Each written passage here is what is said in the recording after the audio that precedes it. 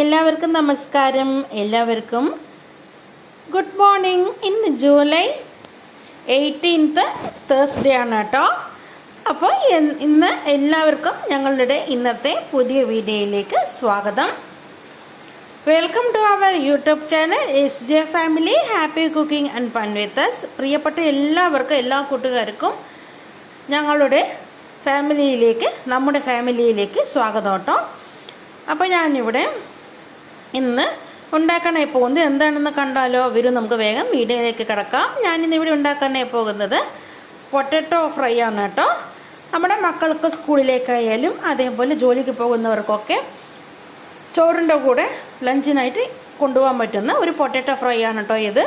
നമ്മുടെ കോക്കനട്ടും അതേപോലെ സവോളയും ഉരുളക്കിഴങ്ങൊക്കെ വെച്ചിട്ടുള്ള ഒരു പൊട്ടറ്റോ ഫ്രൈ ആണ് കേട്ടോ ഇത്. ഇന്ന് ഞാൻ മക്കൾക്ക് സ്കൂളിലേക്ക് തക്കാളി രസവും ചോറും തക്കാളി രസവും ഈ പൊട്ടറ്റോ ഫ്രൈയാണ് കേട്ടോ ലഞ്ചായിട്ട് കൊടുത്തു വിടുന്നത്. അപ്പോൾ നമുക്ക് ഈ പൊട്ടറ്റോ ഫ്രൈ എങ്ങനെയാണ് ഉണ്ടാക്കുന്നതെന്ന് കണ്ടാലോ? നല്ല മഴയുണ്ട് കേട്ടോ പുറത്ത്. ഇന്ന് ജൂലൈ 18 മൺഡേ ആണ്. പക്ഷെ പുറത്ത് രാവിലെ തന്നെ നല്ല മഴയാണ് കേട്ടോ. സമയം ഇപ്പോൾ 4:39 AM ആയിട്ടുണ്ട് കേട്ടോ. നല്ല മഴയും പുറത്ത് പെയ്യുന്നുണ്ട്. അപ്പോൾ നമുക്ക് ഇന്നത്തെ വീഡിയോയിലേക്ക് കിടക്കാം. ഈ പൊട്ടറ്റോ ഫ്രൈ എങ്ങനെ ഉണ്ടാക്കുന്നതെന്ന് നമുക്ക് നോക്കാം. ഈ മഴയത്ത് നല്ല മഴയത്ത്, പെരുമഴയത്ത് നല്ല ചൂട് ചോറിൻ്റെ കൂടെ കുരുമുളക് രസമോ അല്ലെങ്കിൽ തക്കാളി രസമോ അതിൻ്റെ കൂടെയൊക്കെ കഴിക്കാൻ പറ്റിയിട്ടുള്ള നല്ലൊരു പൊട്ടറ്റോ ഫ്രൈ ആണ് കേട്ടോ ഇത്. അപ്പോൾ നമുക്ക് പൊട്ടറ്റോ ഫ്രൈ ഉണ്ടാക്കാനായിട്ട് ആവശ്യമുള്ള സാധനങ്ങൾ എന്തൊക്കെയാണെന്ന് നമുക്ക് നോക്കാം. ഞാനിതവിടെ ഈ വലിപ്പത്തിൽ ഒരു 3 പൊട്ടറ്റോ എടുത്തിട്ടുണ്ട് കേട്ടോ. ഈ സൈസിൽ ഒരു 3 പൊട്ടാറ്റോ എടുത്തിട്ടുണ്ട് കേട്ടോ. ഇതാ 1 2 3 സൈസ് 3 പൊട്ടാറ്റോ ഇവിടെ എടുത്തിട്ടുണ്ട് കേട്ടോ ഈ വലിപ്പത്തിൽ. പിന്നെ ഞാൻ ഈ പൊട്ടാറ്റോ ഫ്രൈ ഉണ്ടാക്കാനായിട്ട് എടുത്തിട്ടുള്ളത്, ഞാനിവിടെ ഒരു മീഡിയം സൈസ് സവോള തൊലി കളഞ്ഞ് നന്നായി കഴുകി വൃത്തിയാക്കിയ ശേഷം കട്ട് ചെയ്ത് വെച്ചിട്ടുണ്ട്. അതേപോലെ ഈ ഉരുളക്കിഴങ്ങ് നന്നായി തൊലി കളഞ്ഞ് സ്കിന്നെല്ലാം റിമൂവ് ചെയ്ത ശേഷം നന്നായി ക്ലീൻ ചെയ്ത് കഴുകി വെച്ചിട്ടുണ്ട് കേട്ടോ. ഇനി നമുക്കിതൊന്ന് ചെറുതാക്കി കട്ട് ചെയ്തെടുക്കാനായിട്ട്, നൈസായിട്ട് കട്ട് ചെയ്തെടുക്കാനായിട്ടുണ്ട്. പിന്നെ ഞാൻ ഇവിടെ എടുത്തിട്ടുള്ളത് ഒരു മീഡിയം സൈസ് സവാളയാണ് എടുത്തിട്ടുള്ളത്, കട്ട് ചെയ്ത് വെച്ചിട്ടുണ്ട്. പിന്നെ കുറച്ച് കറിവേപ്പില എടുത്തിട്ടുണ്ട്. ഒരു 3-4 പീസ് വെളുത്തുള്ളി എടുത്തിട്ടുണ്ട് കേട്ടോ. അത് ചെറുതാക്കി കട്ട് ചെയ്ത് വെച്ചിട്ടുണ്ട്. പിന്നെ ഒരു 1/4 ടീസ്പൂൺ മഞ്ഞൾപ്പൊടി എടുത്തിട്ടുണ്ട്. 1 ടേബിൾ സ്പൂൺ മുളക് പൊടി, 1 ടേബിൾ സ്പൂൺ സാധാരണ നമ്മൾ വീട്ടിൽ ഉപയോഗിക്കുന്ന മുളക് പൊടി എടുത്തിട്ടുണ്ട്. പിന്നെ 1 ടേബിൾ സ്പൂൺ കാശ്മീരി മുളക് പൊടി കൂടെ എടുത്തിട്ടുണ്ട് കേട്ടോ. ഈ കാശ്മീരി മുളക് പൊടി ഞാനിവിടെ ചേർത്ത് കൊടുക്കുന്നത് കളറിന് വേണ്ടിയിട്ടാണ് കേട്ടോ. നല്ലൊരു റെഡ് കളർ കിട്ടാനാണ്. അതാണ് കേട്ടോ നമ്മൾ സാധാരണ മുളക് പൊടി. രണ്ടും കൂടെ നമുക്ക് കണ്ടാൽ വ്യത്യാസം അറിയാനായിട്ട് പറ്റും കേട്ടോ. ഇത് സാധാരണ മുളക് പൊടി 1 ടേബിൾ സ്പൂണും കാശ്മീരി മുളക് പൊടി 1 ടേബിൾ സ്പൂണാണ് കേട്ടോ ഞാനിവിടെ എടുത്തിട്ടുള്ളത്. കളർ കണ്ടിട്ട് നിങ്ങൾക്ക് നന്നായിട്ട് ഡിഫറൻസ് അറിയാൻ പറ്റും കേട്ടോ. നല്ല കളർ റെഡ് കളർ കിട്ടാനാണ് ഞാനിവിടെ കാശ്മീരി മുളക് പൊടി യൂസ് ചെയ്യുന്നത് കേട്ടോ. ഇതിന് എരിവില്ല കേട്ടോ. ഈ കാശ്മീരി മുളക് പൊടിക്ക് എരിവില്ല, ഇതിന് മാത്രമേ ഇട്ടൊന്ന് എരിവുള്ളൂ. അപ്പോൾ അതുകൊണ്ട് രണ്ടും കൂടെ ഓരോ ടേബിൾ സ്പൂൺ എടുത്താൽ 2 ടേബിൾ സ്പൂൺ വരും. പിന്നെ ഞാനിവിടെ എടുത്തിട്ടുള്ളത് 1 ടേബിൾ സ്പൂൺ ഗരം മസാലയും കൂടി എടുത്തിട്ടുണ്ട് കേട്ടോ. പിന്നെ ഇവിടെ ഞാൻ എടുത്തിട്ടുള്ളത് ഒരു 5 ടേബിൾ സ്പൂണ് തേങ്ങ ചെറുക്കിയത് എടുത്തിട്ടുണ്ട്. കോക്കനട്ട് ഗ്രേറ്റ് ചെയ്ത് എടുത്തിട്ടുണ്ട്. പിന്നെ ലാസ്റ്റ് കുറച്ച് ഗാർണിഷ് ചെയ്യാൻ വേണ്ടി കുറച്ച് മല്ലിയിലയും കൂടെ എടുത്തിട്ടുണ്ട് കേട്ടോ.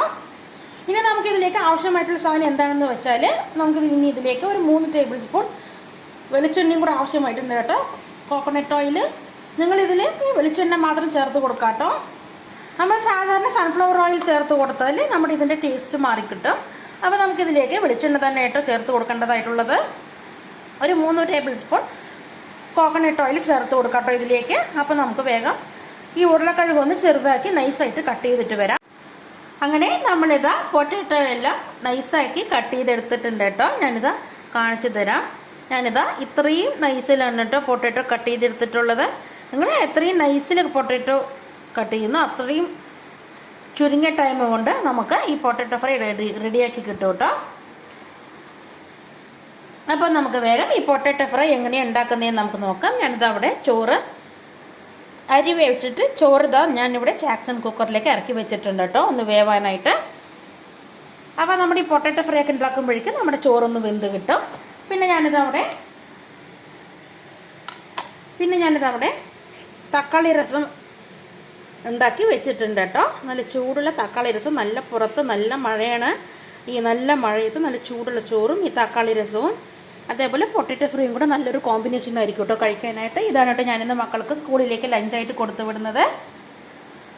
ഈ പൊട്ടറ്റോ രസം, തൈര് സാധത്തിൽ തക്കാളി രസം ചോറ്, പിന്നെ അതേപോലെ കുരുമുളക് രസം ചോറ്, പിന്നെ അതേപോലെ തക്കാളി സാദം, തൈര് സാദം, ലെമൺ സാദം, ഇത് എല്ലാത്തിൻ്റെയും കൂടെയൊക്കെ നല്ലൊരു ബെസ്റ്റ് കോമ്പിനേഷൻ കേട്ടോ നമ്മുടെ ഈ പൊട്ടറ്റോ ഫ്രൈ. അപ്പോൾ നമുക്ക് വേഗം പൊട്ടറ്റോ ഫ്രൈ ഉണ്ടാക്കാനായിട്ട് തുടങ്ങാം. ഞാൻ അവിടെ പാൻ അടുപ്പത്ത് വെച്ചിട്ടുണ്ട്, പക്ഷേ ഗ്യാസ് ഫ്ലെയിം ഓൺ ആക്കിയിട്ടില്ല. നിങ്ങൾ ഫ്ലെയിം ഓൺ ആക്കരുത് കേട്ടോ. നമ്മൾ ആദ്യം ഒരു സ്റ്റെപ്പ് ചെയ്യാനായിട്ടുണ്ട്, അതിനുശേഷം മാത്രം നമ്മൾ ഫ്ലെയിം ഓൺ ആക്കി കൊടുക്കുക കേട്ടോ. ഞാനിവിടെ ഫ്ലെയിം ഇപ്പോൾ ഓഫ് ആക്കിയിട്ടാണ് ഇട്ടിരിക്കുന്നത്. നമുക്ക് ഈ പാനിലേക്ക് നമുക്ക് ഇവിടെ ഒരു 3 ടേബിൾ സ്പൂൺ കോക്കനട്ട് ഓയിൽ നമുക്ക് ചേർത്ത് കൊടുക്കാം കേട്ടോ. അങ്ങനെ നമ്മളിതാ 3 ടേബിൾ സ്പൂൺ വെളിച്ചെണ്ണ കോക്കനട്ട് ഓയിൽ ചേർത്ത് കൊടുത്തിട്ടുണ്ട്. ഞാനിതാ ഫ്ലെയിം ഓൺ ആക്കിയിട്ടില്ല കേട്ടോ. നമ്മുടെ ഈ സ്റ്റെപ്പ് കഴിഞ്ഞ ശേഷം മാത്രമേ നമുക്ക് ഗ്യാസ് ഓൺ ആക്കാൻ പാടുള്ളൂ. ഞാനിതാ 3 table spoon oil coconut oil ഒഴിച്ച് കൊടുത്തിട്ടുണ്ട്. ഇനി അതിലേക്ക് നമ്മുടെ ഈ മസാലപ്പൊടികളെല്ലാം ചേർത്ത് കൊടുത്തിട്ട് നന്നായിട്ടൊന്ന് മിക്സ് ചെയ്തെടുക്കുക. ഞാനത് എന്താ ഗ്യാസ് ഓണാക്കണ്ടെന്ന് പറഞ്ഞെന്ന് വെച്ചാൽ, നമ്മൾ ഗ്യാസ് ഓണാക്കി വെച്ചിട്ടുണ്ടെങ്കിൽ ഈ വെളിച്ചെണ്ണ പെട്ടെന്ന് ചൂടായിട്ട് വരും.